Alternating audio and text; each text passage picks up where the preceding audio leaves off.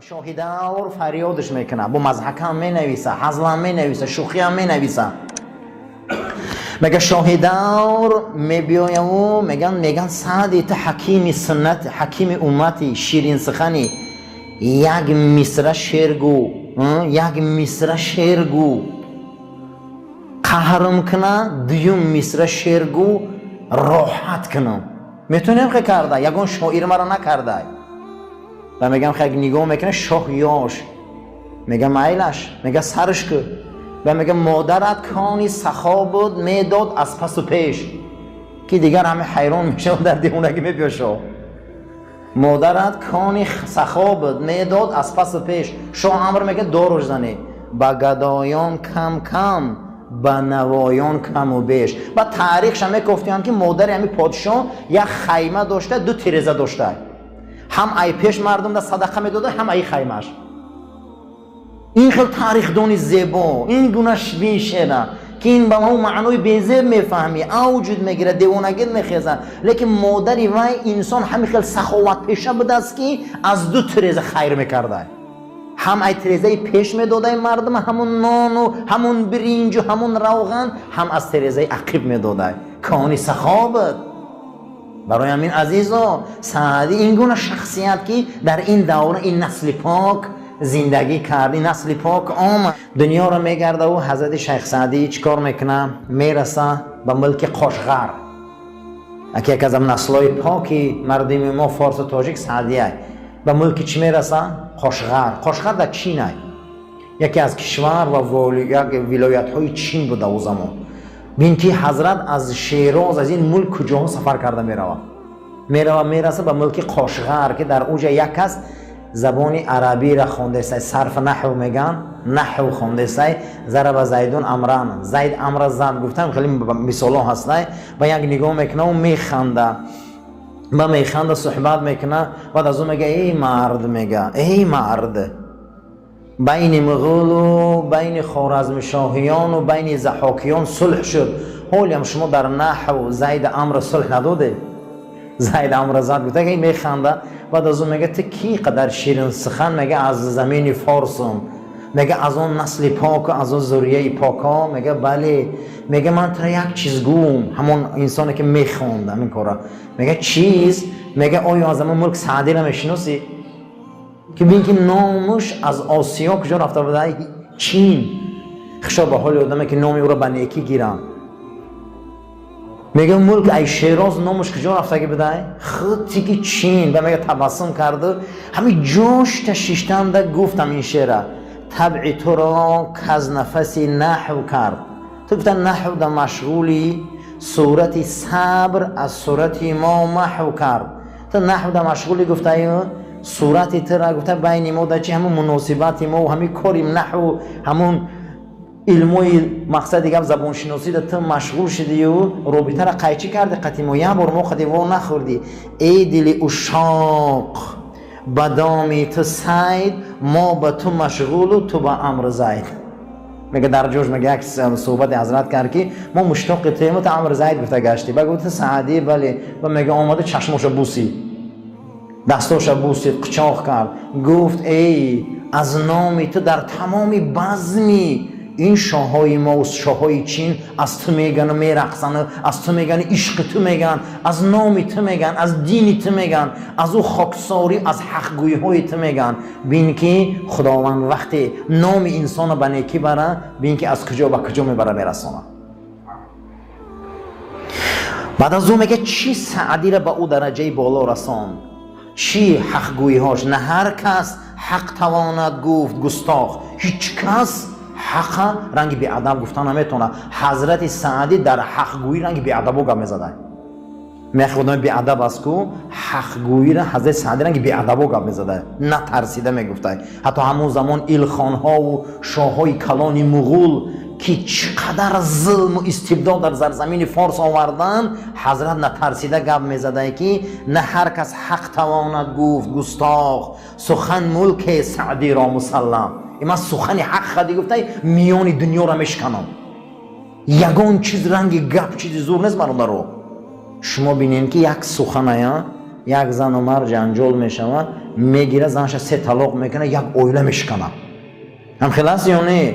اینم یک سخن قدی دنیا میشکنه.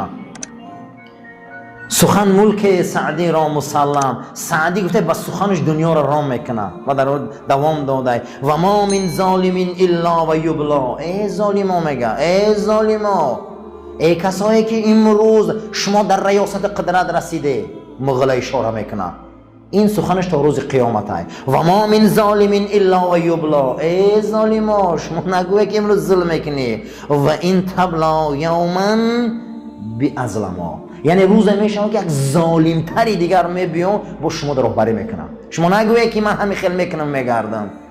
این آیه مبارکه قرآن تفسیر کرده است که پروردگار میگه من ظالم با ظالم هم خیل گرفتار میکنم که یک دیگریش هم میخرن، تازه میکنن تا مردم ایده سینا خلاص خورن. این خیل شخصیت بود. میگه هیچ محل ای حق گویی نترسید.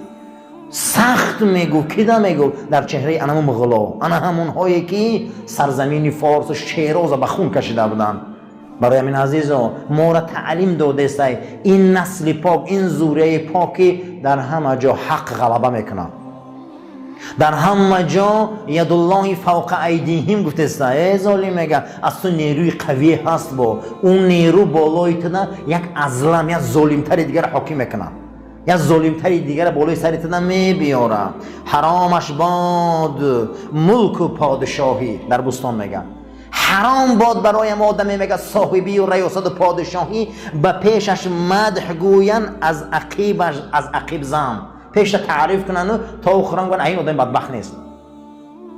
میگه چگونه ناترسیده گپ میزنی گپورا. سعدی در کتابش ما را نصیحت میکنه. ای میگه حرامه، میگم زندگی برای همون مرد، حرامه برای همون انسان زندگی که ملک پادشاهیه که در اون میگه تعریفش کنن، لیکن ای بر تا آخران گوان که از این مقصد دیگه ابله کسی نیست. ایخه تعلیم میتیه مورا، ایخه تربیت میتیه که باید مرد در عقیبش هم نیک کنن، دروش هم نیک کنن. این تعلیمات سعدیه در بستانش. حتی که در اولی بستان ما صحبت کرده بودیم، سر کرده بود که مرا کار مدحتی چسان نبود، چو سری مدحتی پادشاهان نبود. میگه کاری من این نبود که امیر و حاکمی دور ما تعریف کنم، لیکن مردم صاحب دلا مرا میپرسن که در کدام دوره زندگی کردی، چگویی سخن بلاغت سعدی را بود که در زمان سعد ابن ابوبکر بود. میگه این بلاغت خواندن و تعریف ها برای او میکنم که یک روز مرا پرسن در کدام دوره زندگی کردم. من این کار نبود. میگه حتی که بعد از اون میبیاره در زمان توکله که از شاهایی که سری قدرت میبیو، قزل ارسلان یکی از شاهایی که از اتابکان فارس و سری قدرت میبیو او را وصف میکنه. حتی که در زمان سلطان الپرسلان هم وصف کرده بود است. چه حاجت که 9 کرسی آسمان. نبین چه حاجت، میگه چه حاجت که 9 کرسی آسمان. تعریف زیاد در کار است. میگه 9 کرسی را در آسمان مونی اقلیم و عدالت گوزنی بینه بر پای قزل الپرسلان. میگه شما میگه این چون میگه تعریف های زیاده، گیره تاریخ اون حاکما و سلطانا را خونه پیش میره.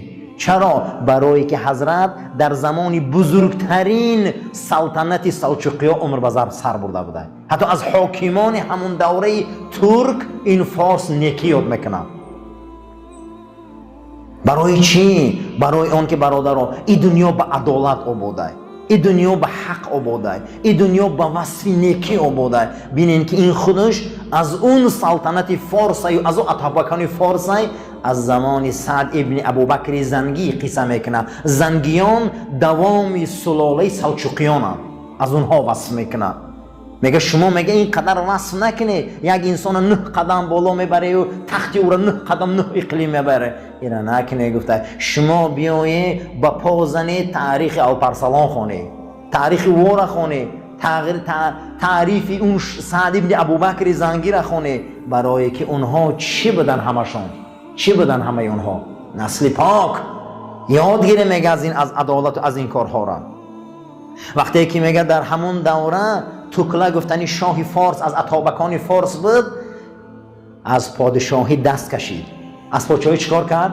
دست کشید دور شد که خیلی یک عبادت کنم، یک زیارت خانه خدا کنم، اینو آن کنم. حضرت میگه با شعر نویس که عبادت جز خدمت خلق نیست.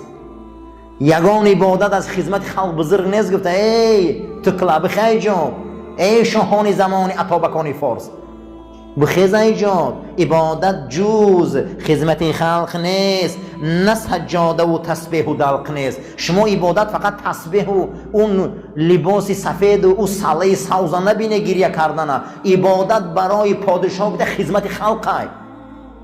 عبادت برای چی؟ برای امام خدمت خلقه.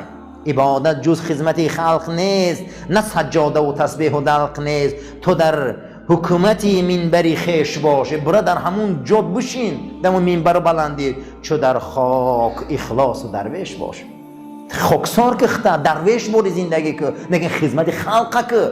انا اینه میگه سعدی نا ترسیده گاب میزنه که نصیحت میکنه تکلا شاه از اتابکان فارس بود. میگه بدان در هر چی نیت کنی نگاه در حال رعیت کنی. ای راهبر، ای کسی که در یک کس راهبری، میگه سعدی، ای کسی در دو کس راهبری، ای کسی در میلیون و میلیارد آدم راهبری، میتونی که نیتت نیک باشه، حال رعیت خبر گیر، حال خلق خبر گیر. خلق ای دلش دردش بفهم. انا همین میگه برای تو، انا همروز نیک نیتی، انا همروز تو بزرگی که درد دل هر یک خلق دونی. اینا در بستانش حضرت آورده. این نصیحت ها، این نعمت ها سر تا پا همه ما و شما را نصیحت میکنه. برای چه عزیزا؟ برای ذریه و نسل پاک. این خیلی شخصیت ها بودن. حتی که در یکی از داستانی بستان گلستانش والله علم میبیاره، در اسارت میغلطه، بعد از اون میبیاره یکی از بزرگان میشناسه که همین سعدیه. با هم یک حزل و شوخی ها هم داره در کتاب گلستانش. حتی یک ابرازوی مقصد دیگه حزل هم میکنه. حضرت میبیارن که قبیدیان شو محکمش کردن در بین اسیرا در دست مغولا افتیده است. بعد از او بیرونش میکنن خشت ریزی در زندان که یکی از بزرگان میشناسه. میبیاید 100 تنگه طلا چیکار میکنه؟ میتیه و سعدی را خلاص میکنه، خانهش میبیاره و خواهری بیوزن داشته، خواهرش در سعدی میتیه در گلستان میبیاره. یک هفته میگذره 20 تنگه طلا در دستشون میتیه. میگه این رم بگیره، میگه زندگی کنه. بعد تنگه ها تمام میشه و خیلی زنا را نغز میدونین. هیچ محل خداوند محتاج نکنه آدم در پیش زن. همون روز بلند میشه و میخیزه میگه تو کی بدی؟ یک اسیر بدی، یک نوچیز بدی، اکی من ترا خرید خلاص کر این که بو مایل بو ور من داد همش مایل ای بو ای کیسش 20 تنگه داد. گفتن میگیره به حضرت میخنده، میگه من اکاد به 100 تنگه خلاص کر، بدبخت در 1000 تنگه دات فروخت. و تو نمیدونی من کیم و من سیر دنیا رو نوشتم. این اکایت و این تنگیت و این خدت این معیشتت همین یه هفته نه. با همین بیچاره که رنج زنه که میبینه میتیه طلاق میگیره زمین رو اینجا با تو مردنش زنه میگیره. یعنی که سعدی رو بینه بزرگیشه. این احمقی ابلهی زنه بینه که همو حرمت علمی هم رو نمیکنه، قلمی رو نمیکنه. بعد 1000 سال ما سعدی گام میزنیم نه اوزنک میگه اکاد مرا 100 روبل خرید، 100 تنگه خرید رست، میگم در 1000 تنگه فروخته خبر نداری. این خیلی شخصیت ها بودن، این خیلی بزرگی ها بودن.